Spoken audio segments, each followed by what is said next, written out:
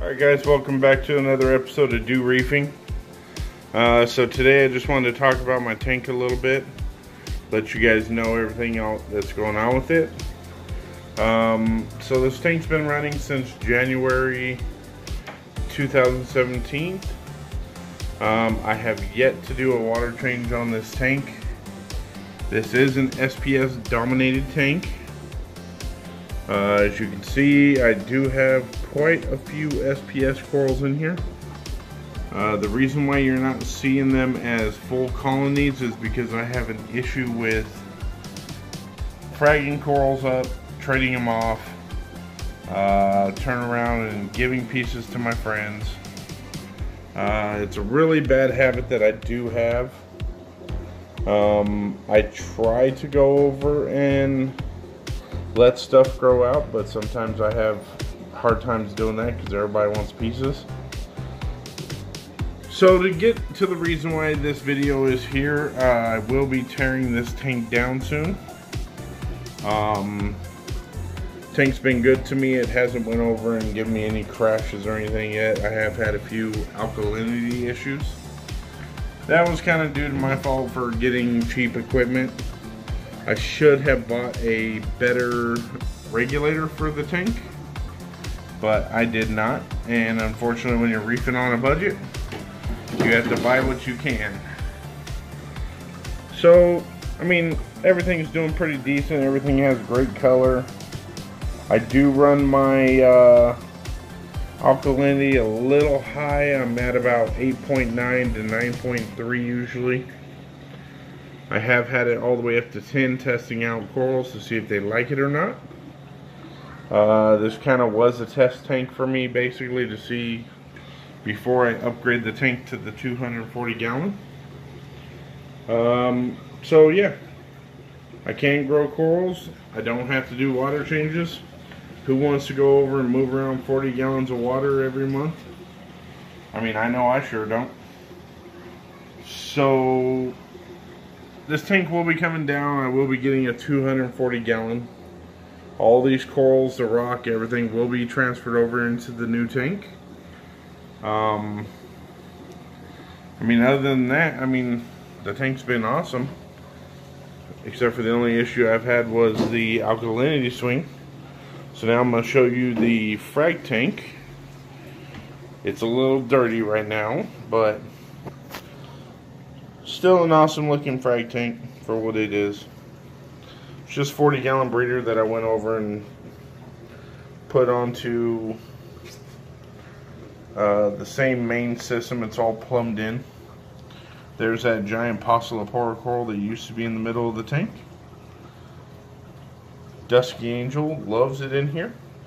Tomato Clown is from hell. I barely put my fingers near the tank and he jumps up and bites me.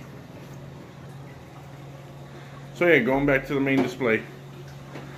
So this tank will be coming down. It's going to be sad to see it go. I mean, it has grown out some pretty awesome corals for not doing any water changes, anything like that. My nitrates usually hang around about 0.25. My phosphate I usually keep a little higher at about 0.60 to 0.70, 0.80. Just depends on if I feel like running GFO.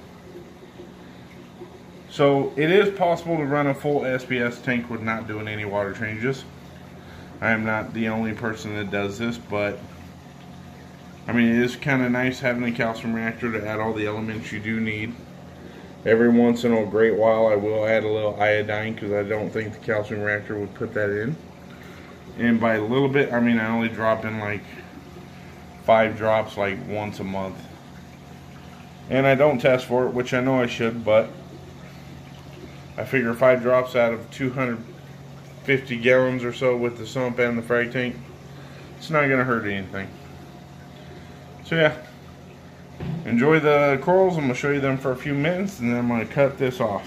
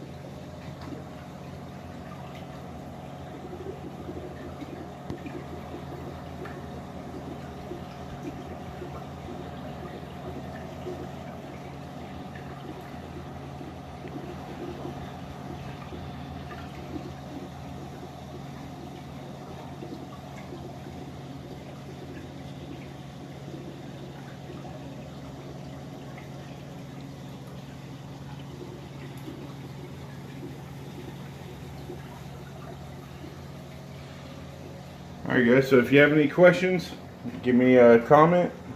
If you just want to like, subscribe to the channel, you'll be able to see me do my 240 gallon build. I will be building the whole thing start to finish on YouTube, from the stand all the way to getting the fish tank and setting it up. Alright guys, happy reefing. Again, this is a 180 gallon, no water change system. Alright, bye guys.